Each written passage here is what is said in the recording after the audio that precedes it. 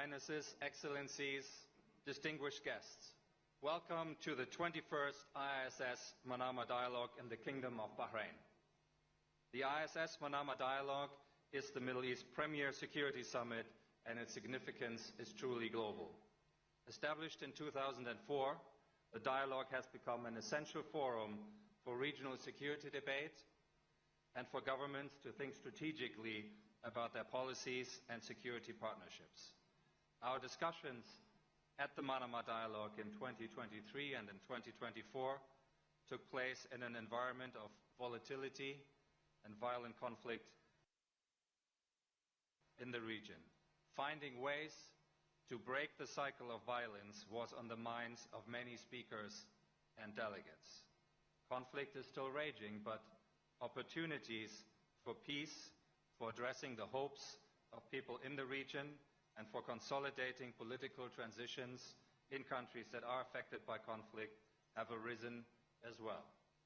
The obstacles are many and they are vexing, but the imperative for security cooperation and collaboration is clear and lasting.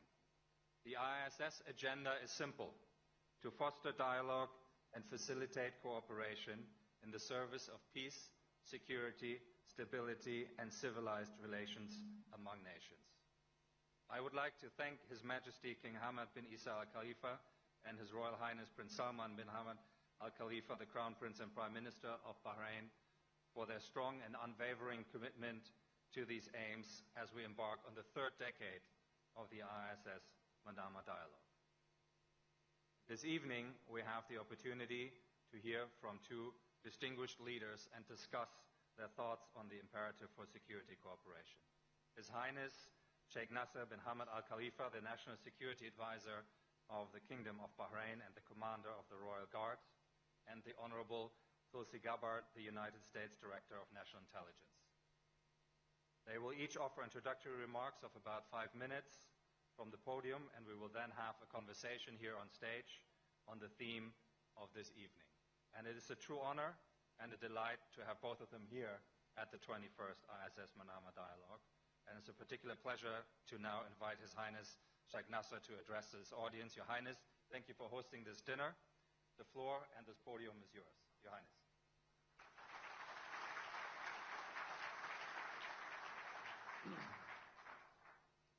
Bismillah ar-Rahman ar-Rahim. Your Highnesses, Excellencies, distinguished guests, Assalamu alaikum wa rahmatullahi wa barakatuh. It is a profound honor to welcome you to the Kingdom of Bahrain for the 21st ISS Manama Dialogue. I am pleased to extend His Majesty King Hamad bin Isa Al Khalifa's sincere wishes for a meaningful and successful dialogue, along with the warmest regards and encouragement from His Royal Highness Prince Salman bin Hamad Al Khalifa, the Crown Prince and Prime Minister, as we gather to advance shared leadership goals.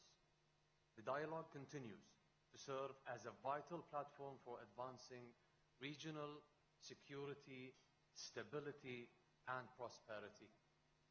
Bahrain deeply values the participation of numerous distinguished and senior representatives from around the world, whose presence and engagement serve as a testament to the enduring spirit of collaboration that defines our shared pursuit for security. I look forward to the fruitful discussions and meaningful engagements that will take place over the course of the dialogue, contributing to a deeper understanding and stronger cooperation among all participants. On this occasion, I would like to extend my sincere appreciation to Dr. Bastian Gateway, Director General and Chief Executive of the International Institute for Strategic Studies, and Mr. Sami Sampson. Where's Sami? Hey, Sami. Executive Director of the IISS, for their dedicated efforts in organizing and preparing for this dialogue. Their continued commitment and professionalism have been instrumental in ensuring the success of this important platform, which brings together leaders, policymakers, and experts to exchange ideas, address shared challenges, and shape a more secure and prosperous future for our region. The Middle East today stands at a defining moment, one shaped by both and persistent challenges. Under the wise visionary leadership of His Majesty King Hamad bin Isa Al Khalifa, the Kingdom of Bahrain continues to uphold the principles of coexistence and dialogue as the foundation of effective statecraft and regional engagement. It is through such steadfast commitment that we find the means to navigate the complexities of our region and contribute meaningfully to collective progress. Recent positive developments, particularly following the adoption of the Gaza Peace Plan, advanced under the leadership of the United States administration and supported by construction mediation efforts, have opened a window of opportunity for renewed regional stability and cooperation. These outcomes underscore the importance of diplomacy, partnership, and pragmatic dialogue in resolving long-standing disputes and fostering sustainable regional resolution.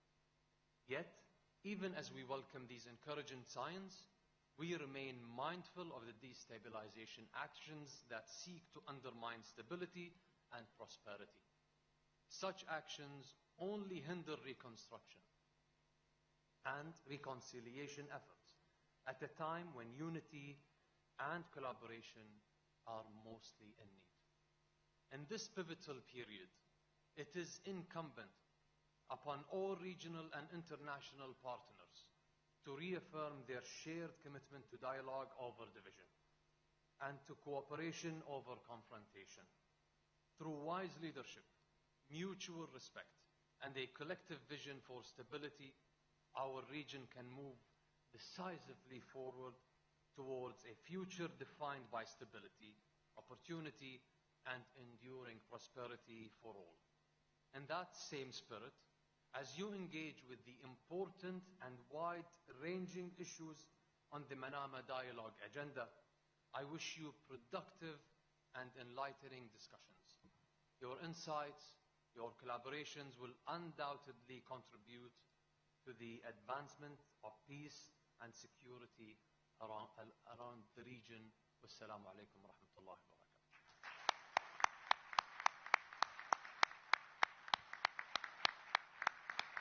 Your Highness, thank you very much for those warm words of welcome and for underlining that window of opportunity, fragile as it is.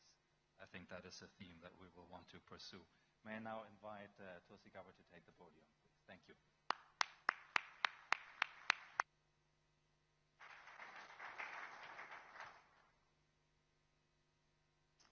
Thank you, distinguished guests, excellencies, friends, and fellow peacemakers. It's a privilege to join all of you here this evening. Your Highness, thank you very much for your kind hospitality in welcoming us and hosting this important event.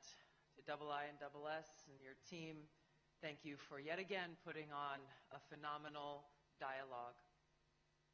It's an honor to be able to address you here in the Kingdom of Bahrain at this pivotal time in global history.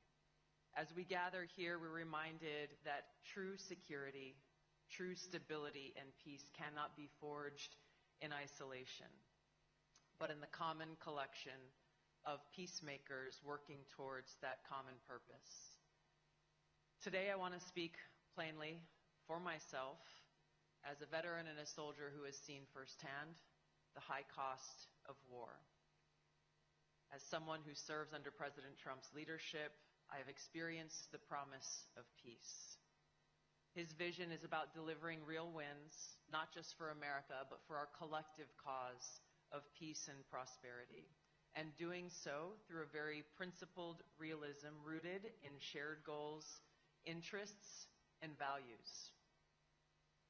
The old Washington way of thinking is something we hope is in the rearview mirror and something that has held us back for too long. For decades, our foreign policy has been trapped in a counterproductive and endless cycle of regime change or nation building. It was a one-size-fits-all approach of toppling regimes, trying to impose our system of governance on others, intervene in conflicts that were barely understood, and walk away with more enemies than allies. The results: trillions spent, countless lives lost, and in many cases a creation of greater security threats, the rise of Islamist terrorist groups like ISIS.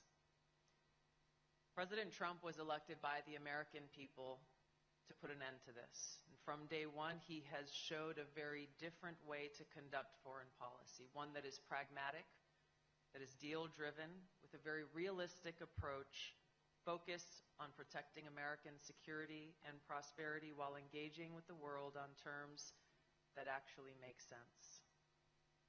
During his first term, the president brokered the Abraham Accords, this historic pact between Israel, the UAE, Bahrain, Morocco, and Sudan that came from staying laser-like focused on shared interests: economic prosperity, counterterrorism, technological innovation.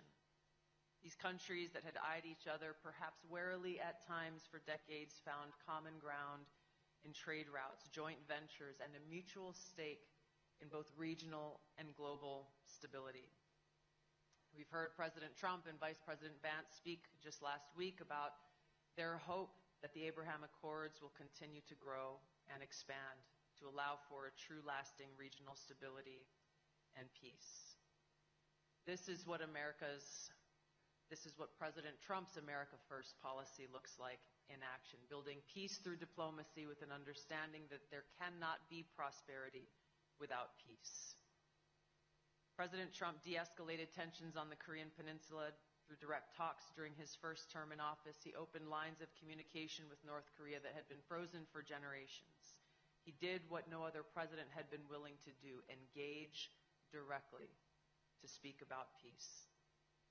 He restored American leadership abroad. He brokered economic normalization between Serbia and Kosovo, promoting stability and peace in the Balkans regions. And now, just 9 months into his second term, President Trump's America First agenda is supercharging these efforts and securing peace on a scale that we haven't seen in decades. He secured ceasefires between India and Pakistan, Israel and Iran, a peace agreement between Rwanda and the DRC, a peace deal between Armenia and Azerbaijan, Cambodia and Thailand, and averted conflict between Egypt and Ethiopia over the Grand Ethiopian Renaissance Dam. As was mentioned previously and is very much in focus for so many of us, he negotiated the release of all living hostages from Hamas. While fragile, an historic ceasefire and peace plan is moving forward, it is doing so with integral support from many of our partners here in this room. So what ties all of this together? A simple and revolutionary idea: pursue joint interests, find those win-win solutions where they align, and recognize that yes, we will have differences and we will work through them. President Trump understands that not everyone shares our exact values or our system of governance. That's okay. What's most important is finding where our shared common ground exists and building those partnerships and progressing on those common grounds. Things like energy independence that stabilizes global markets. Things like countering terrorism, something that continues to grow in different parts of the world. Strengthening trade partnerships to boost economic growth and innovation. These are the components, the glue of enduring partnerships and friendships. So America First is not about isolating ourselves. As President Trump has shown, it's about engaging in direct diplomacy, being willing to have conversations that others are not willing to have, and finding that path forward where our mutual sovereign interests are aligned. And that's really why we're all gathered here today in Manama. We can commit to this path ourselves and put it into action. Bahrain's own leadership, year after year, hosting these critical dialogues, shows us the way forward, convening nations from around the globe, amplifying shared stakes, and strengthening partnerships and lines of communications that allow us to resolve our differences and deliver results for our respective people.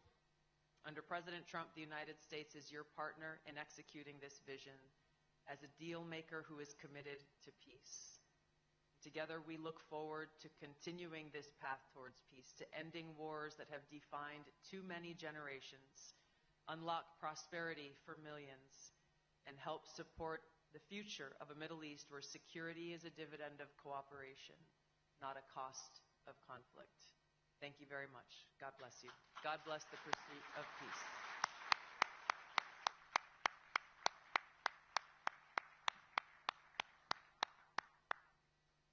Thank you very much, Director Gabbard. You spoke about peace through diplomacy also in the service of prosperity, and maybe that's a good way to lead into our conversation now, for which we have about 15 minutes or so. And I wanted to ask both of you to speak a little bit about CCPA, the Comprehensive Security Integration and Prosperity Agreement that was signed between your two nations in 2023. Of course, shortly after the region entered a phase of turbulence, I think one can say. But you're both here, and it underlines the endurance of that vision that was enshrined in that agreement. So I wonder whether I can ask you to talk to us a little bit about how you're proceeding with the implementation, and also what kind of message the CCPA agreement conveys to other countries who are seeking to build their cooperative frameworks. Maybe, Your Highness, if I may ask you to start. All right. Thank you very much. As promised, I'll be short and precise, because I personally would rather face an army but not face the food. So I would like to go on the CCPA, which is actually the answer for so many conflicts we see, and also not just conflicts, but also the answer for how do we build a global framework that is much bigger than a regional effort. So the CCPA is actually a new framework that we have been working on since the signature of a bilateral agreement with the United States, and we are very proud of it. That came right after our signature of the Abraham Accord. So this follows the Abraham Accord effort. Yet, any new framework needs to be institutionalized, and from our side, we have conducted a high-level meetings at Washington and at Manama as well, at the highest level possible. And I personally lead the Defense Working Group, the DWG, so I would refer to it as the DWG. And we have broken down the CCPA into 3 different sectors, which is the Defense Working Group, which conducts the Article 2, and then we will have the Science and Tech Division, and then we will have the Economy and Trade Division. And this is why the CCPA, we look at it as a capital C. It is a comprehensive agreement. It is not just a defensive agreement. And as soon as we have signed that agreement, we have seen quickly a regional unrest. And that means it's not just a commitment from the United States, but also it's a commitment from Bahrain, where we have immediately joined the Operation Prosperity Guardian, and we are there with you and will always be with the United States. Thank you. Dr. Gabbard.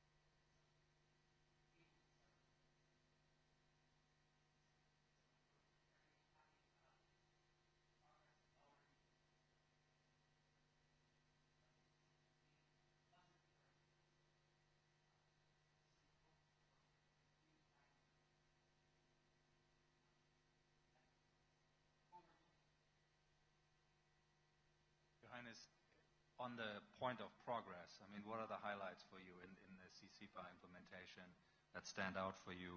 Where would you like perhaps see yet more progress? Where can we go further and faster? And if I may also invite you to perhaps look at when the region mobilized back in June to defend against an incoming Iranian missile attack. What was the role of CCPA in the context of defending and protecting the Kingdom of Bahrain? So basically it has really advanced our strategic priorities, and thanks to the United States. We have fast-tracked our F-16 Block 70 integration and boosting our air power and interoperability. So this is something that we really value, and as well as the Patriot missile systems actually delivered ahead of schedule. We have signed at this time last year and during the IISS with the National Geospatial Agency, and this is something that is not just a defense related, but also it has a lot of benefits in the civilian sector as well.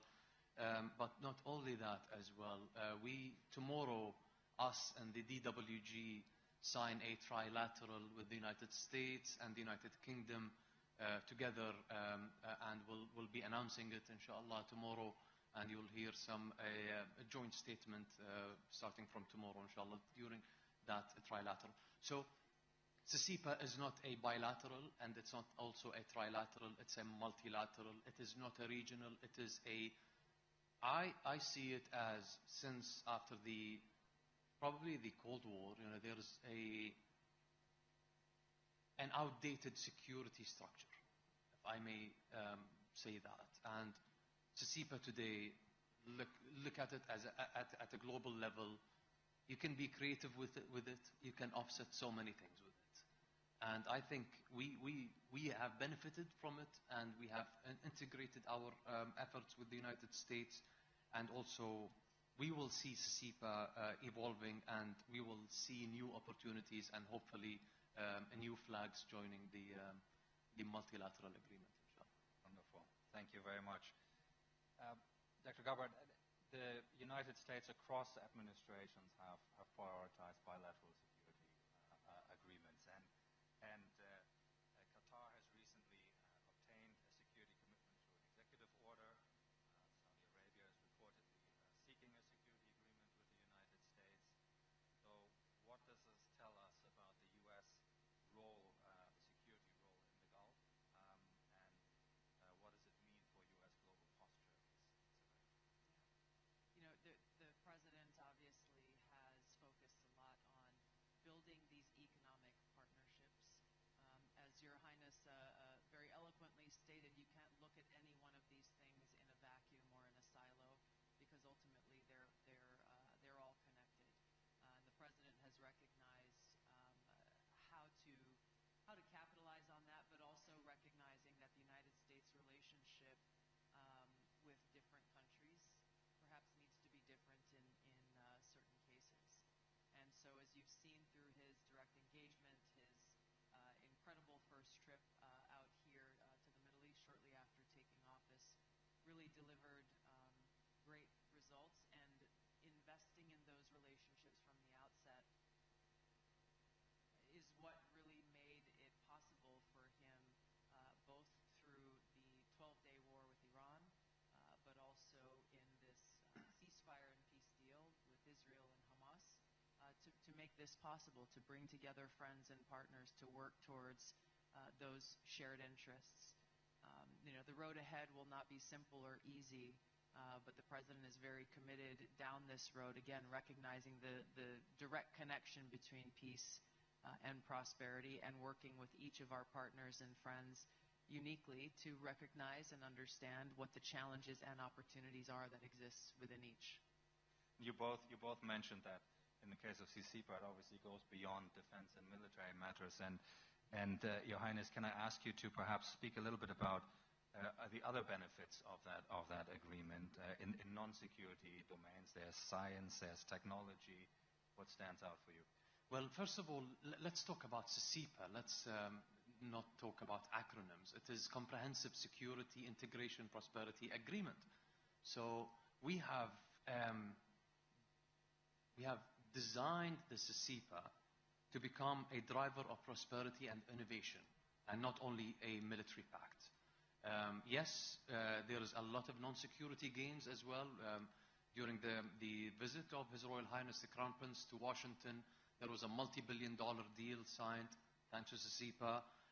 We have signed with the United States in the sector of energy. We were one of the first countries to sign, and thanks to you, Tulsi, and your government, and the SMR domain, which is the small modular reactors, and the nuclear energy. We have signed in the cybersecurity, geospatial space as well, space industry. So really we are seeing the sky is the limit, and we are trying to become creative with what we are having on the table with us, and maximizing on our bilaterals with the United States. And we also continue talking with the United States and the industries as well, between our both countries. And Dr. Gabbard, the intelligence is obviously a key part of security cooperation. Can you speak a little bit about your expectations, American expectations, towards partners in that field? What underpins a reliable intelligence relationship? Also, what is the U.S. willing to put into those relationships? Obviously, the U.S. has unique assets and abilities, and I wonder whether you can explain how you look at that aspect of security cooperation. Sure. Well, I won't delve into the depth of intelligence capabilities in this setting. The relationships really are the key. And this is why I really value and I'm grateful to be here, because it is our ability to build those, in many cases, long-standing friendships, partnerships, make sure that those lines of communication are open, not just to share information when it's good news, but really those relationships are what we depend on when we hit a rough patch or there is a crisis that needs to be addressed, where candor is required and plainly speaking of the ground truth of a situation is required for us to be able to navigate through it safely and to deliver results. Again, I look to these most recent examples that President Trump has led in dealing with Iran that required a lot of conversation with many of our partners across this region, and very candid dialogue about what was happening and what was the threat that needed to be dealt with, and the results that ultimately were delivered. Again, the same here in dealing with Hamas. This could not be done by any single country alone. We are in this game-changing and historic moment with President Trump leading the charge, working with people who have become good friends of his. I think that sometimes people think because you're friends, you have to agree on everything. That's not the case. Every nation's leader will think first and foremost of what is best for their own sovereign interests, what's best for their own people. President Trump does that every single day. And he recognizes that what's best for the American people is when we can tackle and solve these problems together. And so from my standpoint, and my role as the Director of National Intelligence, of course, is to make sure we have those strong lines open with our friends and partners in this region and around the world, and to make sure that we are best informing the President so that he can continue to deliver success towards this end of peace and stability. Can I ask you both one final question very briefly? And Dr. Gabbard, I'll start with you, and then I'll let His Highness have the final word. But given that there is a sense of urgency and there's volatility, it's a fast-paced environment, do you feel our efforts on security cooperation across the region, are they keeping pace with that demand and that environment? What do you think? I do. I think when President Trump first came into office, again, the second time, he certainly hit the ground running. He wasted no time. And what has been very heartening and I think exciting and hopeful to see is how many of these nations' leaders have been eager to step up and engage and not only keep pace, but really to find, hey, where are there new opportunities to explore that haven't been explored before, or what are the conversations that now we can have to tackle tough problems that were maybe taboo to have in the past, or conversations that people thought didn't need to be had because the task was impossible. I think President Trump has really shown that we cannot afford to have a defeatist attitude. If we are committed to peace as we say we are, we have to be willing to do the things that others have been unwilling to do in the past, to deliver the results that have failed in the past to have been delivered. Thank you. Your Highness. I do agree with you, Tulsi, and indeed there is a growing sense of urgency. In Bahrain, the imperative is clear. But what we need now around the world is actually to stay ahead of the curve, to keep up with the pace ahead of us, and the conventional, and the cyber, and the hybrid domain as well. There is an imminent threat ahead of us. We watch it, but we also have to keep up with the pace. And again, I would finalize my word as I have started it with CEPA.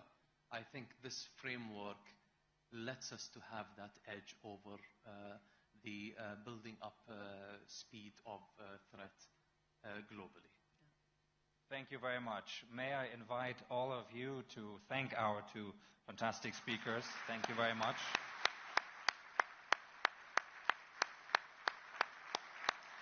What a great way to begin our 21st ISS Manama Dialogue. Thank you so much, and I hope you very much enjoy your dinner. Thank you.